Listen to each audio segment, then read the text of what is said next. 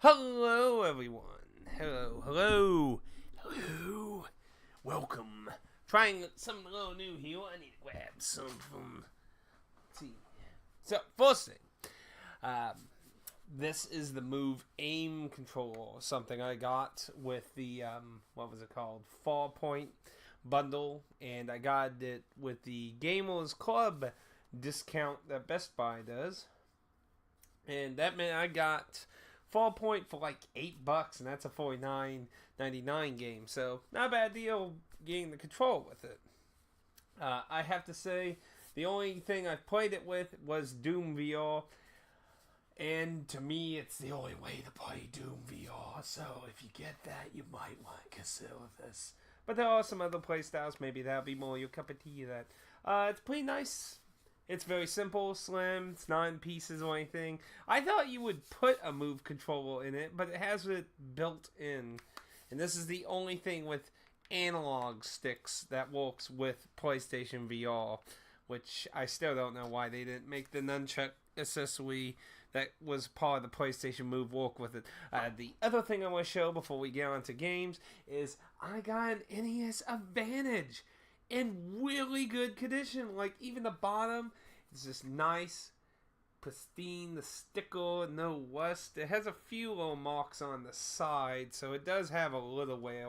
But besides those marks, everything else looks great. All the buttons click in and everything just good. And it was $5 at a pawn shop. $5 I've always wanted to get my own NES Advantage. I've never saw one so cheap. Usually, I always see them for like $50, and it's like, well, yeah, I know it's a really good, well-built controller with turbo and stuff built in, but I don't need one for $50, especially when I usually do a lot of that emulation-wise these days. I don't usually play the hard console too often anymore. But yes, that was actually a really nice find. I really was happy to find that. So, let's see. Before we get one more thing out of the way mainly here. So, I did actually find some Shonen Jump for, I think I got them 10 cents each. These were a lot of issues. I didn't get 2000, let's see, 2 from 2009, 1 from 2008, and 1 from 2012. So, that was pretty nice, just for like 10-25 cents each. And on top of that, at Goodwill, I got Lord of the Wings Legolas. There were 2 of them for 99 cents, so I got one for my nephew, one for me. I was like, sure, why not? Why the hell not? I do not have it with me to show off, sadly, because I have a coworker borrowing it because he wanted to try it, but you'll have to take my word on this. I found a copy of L.A. Noire for the Switch for $2.99 at Goodwill when I went and got those. $2.99. That's a $49.99 game on the Switch. It's $39.99 on everything else because the cartridge, that's why it costs more. Yeah, I was just mindful. He wanted to try the Switch version and see if it was interesting or not. I'm probably going to sell it myself because I want the PlayStation 4 version. I don't want that, because if it wasn't for the fact that you have to install basically the rest of the game is online. You have to download it. It doesn't fit on the cartridge, so that kills it for me. So I'm probably going to trade it in or sell it to someone else, but I'm going to keep the case. I need spare Switch cases. I don't have any at all. And I'm sure down the road those will be useful. So, moving on. So, games.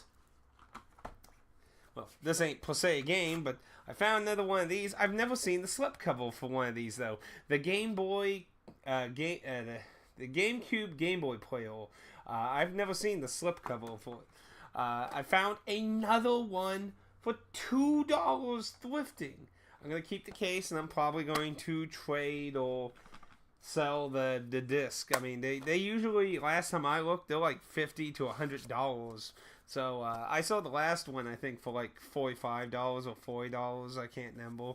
So, that got me a little spare money there, and it saved somebody a little bit more money, Because, like I said, they have high prices. I'm not sure about right now. When I looked it up, they had high prices, so I gave that person a pretty decent discount. Oh, and you don't get that very often.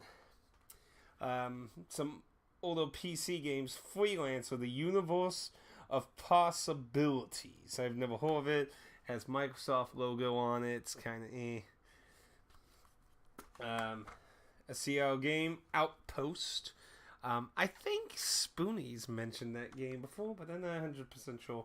I got this also with the LA Noir. It's actually in good condition. Sega's Bass Fishing for the Dreamcast. I haven't seen a freaking Sega Dreamcast game in the wild in a really long time, to be honest. Besides, really devoted game stores, which I basically only get to see in the cities anymore. When I go to visit a friend, or my sister's area has a few nice ones. We'll see Rival Showdown. It apparently has a keychain that's inside the case. They've had a few of these keychain things, and they've always been outside the case, so this time they got manufactured in there. So, and then I got 2 Dreamcast games, brand new Dreamcast games from PlayAsia. Breakers, which I think is supposed to be. This was supposed to be an SNK game ported, I believe. I think that's what it was supposed to be. I'm not 100% sure, but and then there was, or maybe I'm pretty sure one of these was supposed to be originally an SNK game. But I'm not sure. Ganwu. I'm not sure how to pronounce that. It's kind of dark cover, so it might be kind of hard to see there. But try it there. Nice angle for that one. Those are both brand new Dreamcast, and I finally got my Skullgirls replacement, which did come with a soundtrack. Very nice. We'll get on to the actual game now. So. Might want to turn the light on. It's a little dark, actually. Let's see. Is that going to show off for you? Yeah, but it's white. So I got the limited edition of Bad Apple Wars. I'm told this is one of those, what are they called? Automata? It's those visual novel games that are supposed to be more geared towards a female audience. But I'm told this is something kind of like Dampa Wampa, that where the characters are in a life and death kind of situation kind of thing. So that kind of interests me, so I picked that up. Then we also got a lot of stuff. Doom VR, which I said I used with the Move controller. That is the only control setup I think works for that. Clara Extended Cut. This is another indie horror game. Limited 1 print. I don't know anything about this game. The Windjammers. I think this was originally an arcade game. Again, this is another limited one. I think this was originally an arcade game.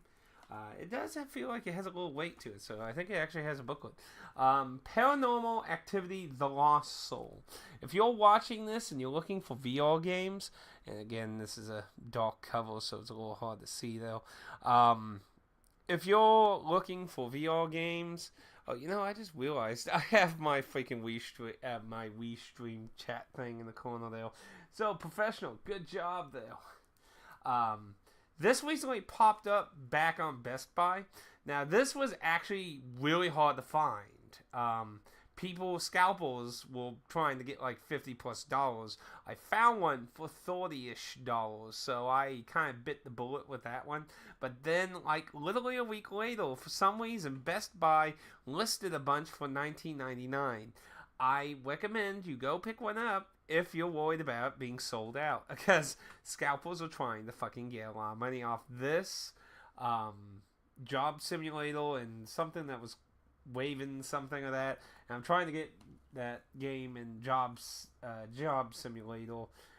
Having a lot of trouble because scalpers are scum. I mean, seriously, who's this like eBay listings for Job Simulator for fucking $200? Who's gonna buy Job Simulator for $200? I mean, at least $50 is a reasonable scalping. Fucking people going to $100+ are just insane. Anyway, going on. 2064 read-only memories. This is supposed to be a text adventure kind of game. Well, not. That's one way. More of a point-click kind of thing. My understanding, it's supposed to be heavily inspired by Snatcher, if that helps get you a better image of what the gameplay is like. This is a game that has a lot of SJW people involved with it. So, and they did do a lot of stupid controversy, but I have heard this is actually a pretty decent game. So regardless, I'm sure I will be interested in it. But it is a shame that toxic people have to be involved with good things at times. It does. A Goodwill find, Pio and Tetris, the Fnatic 4-player puzzle mashup by Sega. This, I think, came out at $39.99, if I remember quickly. Got this for $5.99 at Goodwill. Good price. And apparently this, I think, was the Best Buy version. I think the stickers on it. It came with stickers. It said that was like an exclusive with whatever store. I think it was Best Buy or Target or Kmart or somebody of that. But I got it at Goodwill, so sweet. During Black Friday, got Yakuza Kawaii Steelbook Edition. I believe I got off. Let's see. I think originally Best Buy did 15 something, like really close to Black Friday, and then Amazon price matched it. And I got this, and a friend of mine who also was interested in this game, I ordered it for them, and they paid me back. Great price. This is a whole redone thing of Yakuza 1. And I recently got all the old Yakuza games, not minus the Japanese only ones, which was a PSP game and a PS3 game, I believe, which are both set in feudal Japan. Besides those, I've gotten a lot of the older titles. And I'm debating whether I want to play the original PS2 version or Kawaii. Or maybe both. I don't know. I don't know how much is different in here besides graphics and probably a better translated script. Because if I remember correctly, the original PS2 game was actually voice acted in English, if I remember correctly. So I'm sure there was a lot of translation differences they chose to do versus how Yakuza later went, I would assume. But not 100% sure. Feel free to throw some comments down there if you got any 2 cents on that topic. Absolute Drift Zen Edition. I don't know a thing about it. It was a limited one game. Eagles Flight VR game for the PS4. I have not played this yet. I got 2 copies of this. One was $4.99 and the other was $5.99, or it was either $5.99 and the other was $6.99. I got one for Dan. I'll be mailing that to him with some other games I've been actually that I've had in my possession that I got him through thrifting. I haven't played this yet. It is apparently multiplayer with some racing aspects in that, but you apparently, I think it's over England, isn't it? Didn't it say England? I think, yeah, Paris. Paris view of that. Apparently, like, Paris has been taken over by the jungle, and you fly around from the perspective of the eagle and that, so.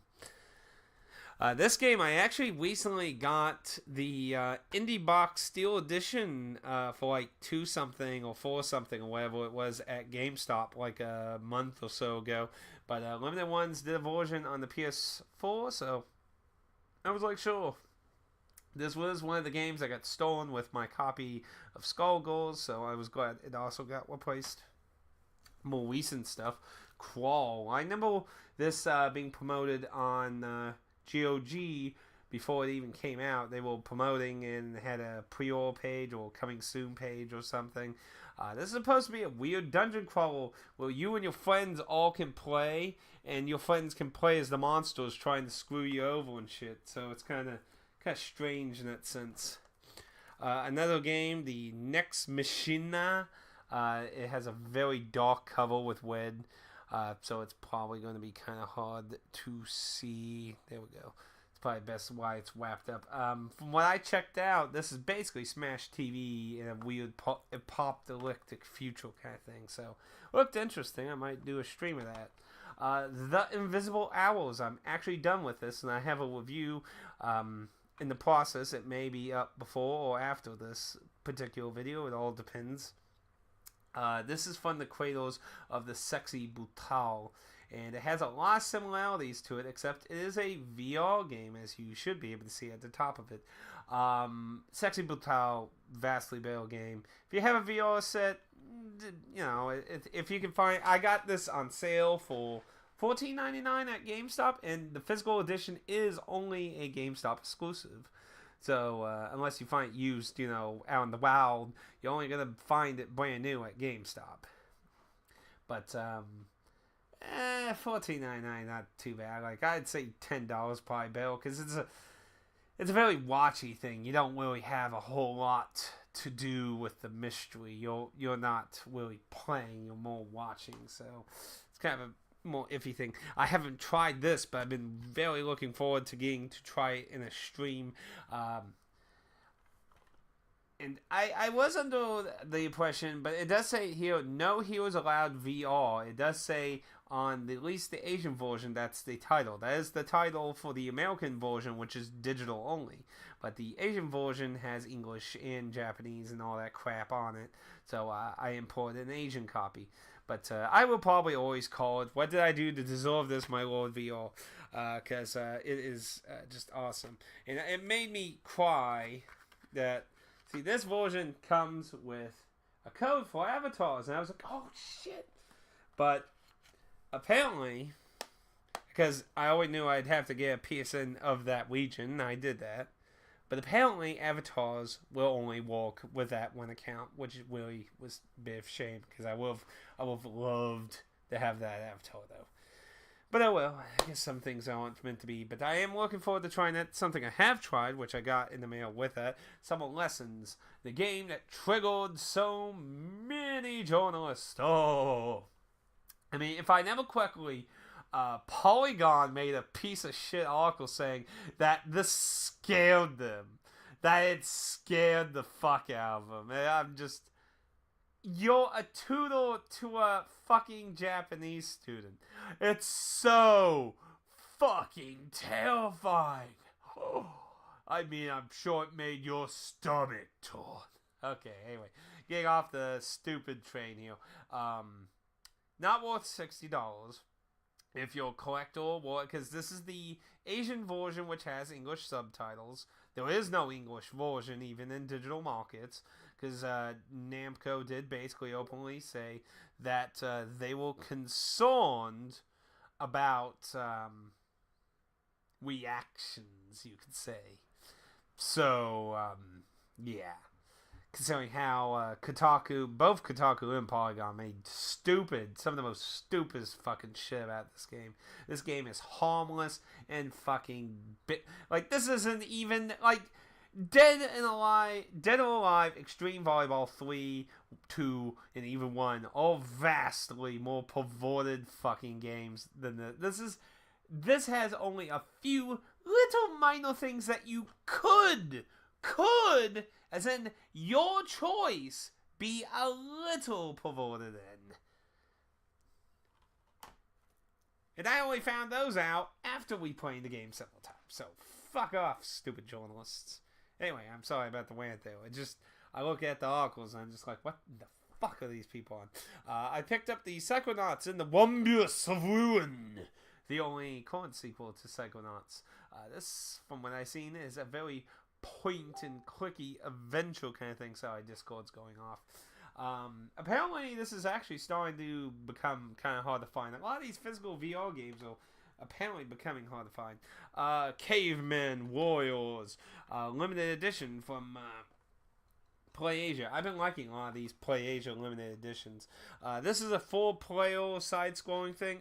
Apparently it was heavily inspired by Joe Mac. Actually, apparently, if I remember quickly in the booklet, you can actually read that originally they were trying to get the license for Joe and Mac to make a sequel to, and that didn't go through, and then they wanted to make a game inspired by it, and then they kind of just did their own thing. You can see some inspiration from Joe and Mac if you ever played those, but it certainly isn't its own indie version of Joe and Mac. It does a lot of things different. But if you do like Joe and Mac, you might want to check out this game. It's interesting. I would assume it's probably on the American market. I don't know for sure, though. I don't know for sure. But the PlayAsia version has English. All the PlayAsia limited editions have English in them and that.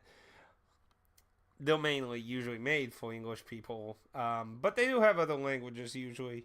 This one, according to this, it has Japanese and English, so you got those options.